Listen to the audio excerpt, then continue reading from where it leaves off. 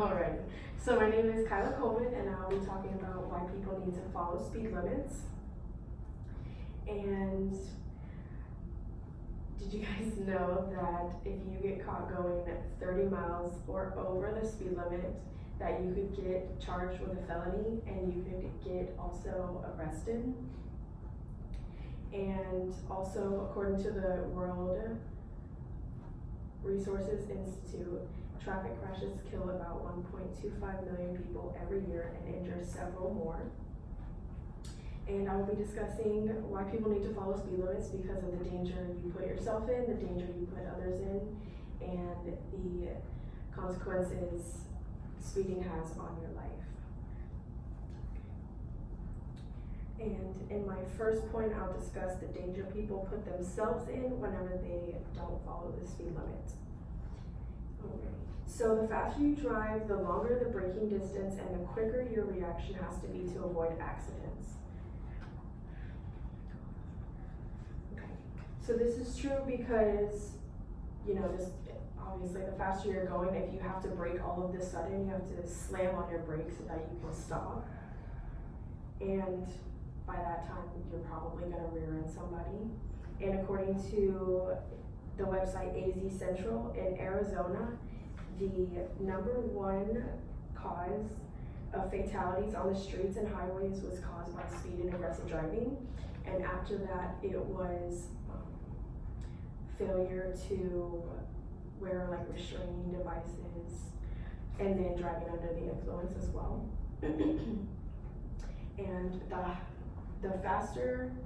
higher your speed, the higher the speed you're caught driving, the higher the fine will be for you. And the stopping distance of a vehicle is a combination of the distance traveled during the driver's reaction time and the distance it takes for the car to stop after the brakes are applied. And drivers who speed dramatically will be fined 150% of their weekly income, which is a 50% raise. And also, obviously, your car insurance goes up and other things also in that. Okay, so now that I've talked about the danger that you put yourself in, I can talk about the danger that you put others in. First of that being other people in cars and also pedestrians. So driving at high speeds can cause tunnel vision for you. And tunnel vision is something where if you're going at high speeds, you can only see a certain circle almost, it looks like, and then the other outside things are just blind to you. And this can be dangerous for other cars, other pedestrians, road workers, etc. And the risk of death among pedestrians hit by a car traveling at 40 miles per hour is 4 times higher than someone driving at 30 miles per hour. And now I can talk about the consequences of speeding. So not only do you get a speeding ticket, you get points on your license, and depending on how fast you're going or what you get caught doing whenever you get pulled over depends on how many points you'll get on your license. So for example, you would get 3 points on your license for minor speeding, and that would be going around 15 or under for the 3 points. But if you were going over that, way over that, and you cause an accident at 30 miles per hour speeding, then you would get more 6 points. Or if you were fleeing the scene of the accident, it would also cause you to get 6 points. Which if you're speeding and you hit a car and you flee the scene, that acquires a lot of points in a short period of time. And if you get 24 points in 36 months, you will get a year suspension on your license, which, as you can see, it adds up. If you were to do all of those things, that's almost 18 points already, and you don't have much more. And if you, in extreme cases, a prison sentence is also possible. Like I said in my introduction, if you're going 30 miles or over, you can get arrested. And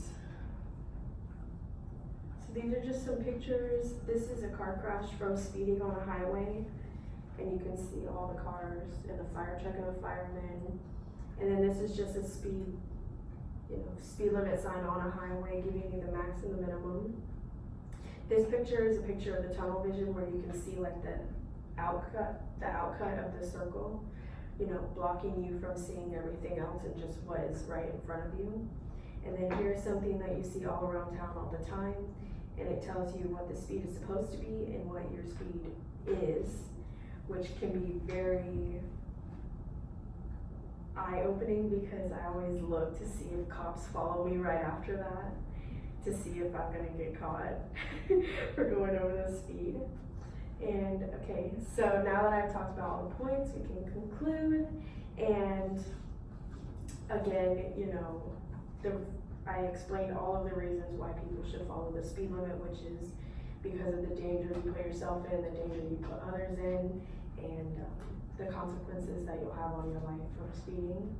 And I hope that you all think twice next time you're speeding about the consequences that can happen and the danger that you're putting yourself and others in. Okay, thank you.